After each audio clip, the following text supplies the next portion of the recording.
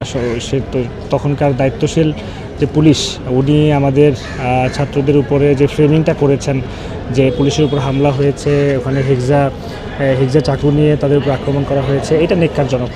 উল্টা একটা স্পষ্ট আপনাদের কাছে মেসেজ আমরা দিতে চাই। আমাদের বুয়েটের কিন্তু একজন ছাত্র সাদিদ, কেমিক্যাল ডিপার্টমেন্টে 2020-21 সনের ছাত্র, সে কিন্তু গুরুতর আহত হয়েছে। তার সে গতকাল প্রায় 4 ঘন্টা ধরে তার অপারেশন হয়েছে। সেখান থেকে আমাদের যেই সাউন্ড গ্রেনেড ছিল তার কণা তার পেটের মধ্যে ঢুকেছে, সে এটা অপারেশন করতে সে কিন্তু এখন একটু ক্রিটিক্যাল মোমেন্টেই আছে। সার্বিকভাবে এই জিনিসগুলোকে ফোকাস না করে আমাদের সারা দেশে আমরা যেটা দেখেছি পুলিশের উপরে হামলা হয়েছে, এই সংক্রান্ত ব্যাপারগুলো বেশি ফুটে উঠেছে। এটা আমরা নিন্দা জানাই। এখানে এটা আলাপ হয়েছে। আমাদের সারা দেশে একটা ক্ষোভ আছে, এই ক্ষোভটা নিয়ে সবাই ইমিডিয়েট কর্মসূচিও চায়।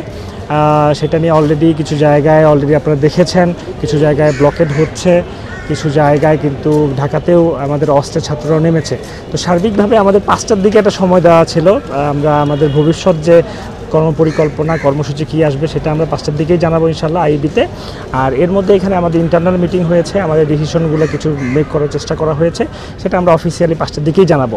আর এর মধ্যে ইন বিটুইন যেই আন্দোলনগুলো গড়ে ওঠার চেষ্টা হচ্ছে, বিভিন্ন জায়গায় ক্ষোভ হচ্ছে, সেটাকে আমরা একটা অর্গানাইজ করার চেষ্টা করছি।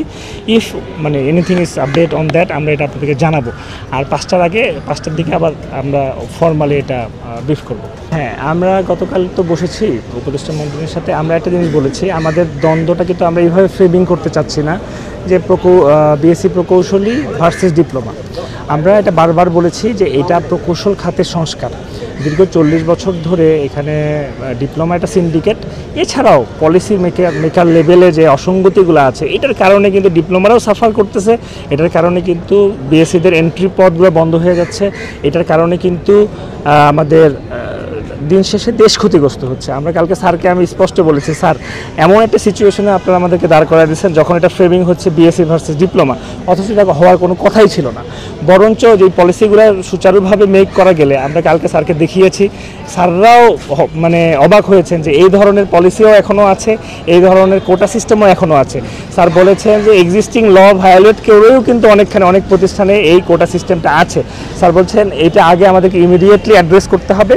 আর আমাদের যেই 3টা দাবি, এটার ব্যাপারে উনি বলেছেন যে আমি আলোচনা ছাড়া আমি এখানে কিছু বলতে পারবো না। এটার ব্যাপারে আমরা 5টার দিকে এটা মন্তব্য দিব যে আমরা এটাকে কি চাচ্ছি, কি পর্যায়ে চাচ্ছি, আলোচনা লাগলে কয়দিন লাগবে, এটাকে অনন্তকাল তো চলতে পারে না।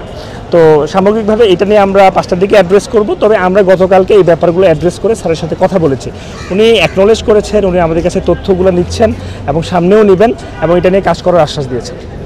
আমরা আরেকটা ব্যাপার বলেছি, কমিটি সংশোধন করতে হবে। কমিটিটা সংশোধনের ব্যাপারে উনি একমত পোষণ করেছেন, কারণ কমিটিতে দেখা গেছে যে শিক্ষাবিদ যারা প্রকৌশলী শিক্ষা নিয়ে কাজ করেন এদের ইনক্লুশন কম আছে। স্যার একমত হয়েছেন, আমাদের কাছে প্রেসক্রিপশন চেয়েছেন, আমরা দিলে ওনারা ইনক্লুশন করবেন।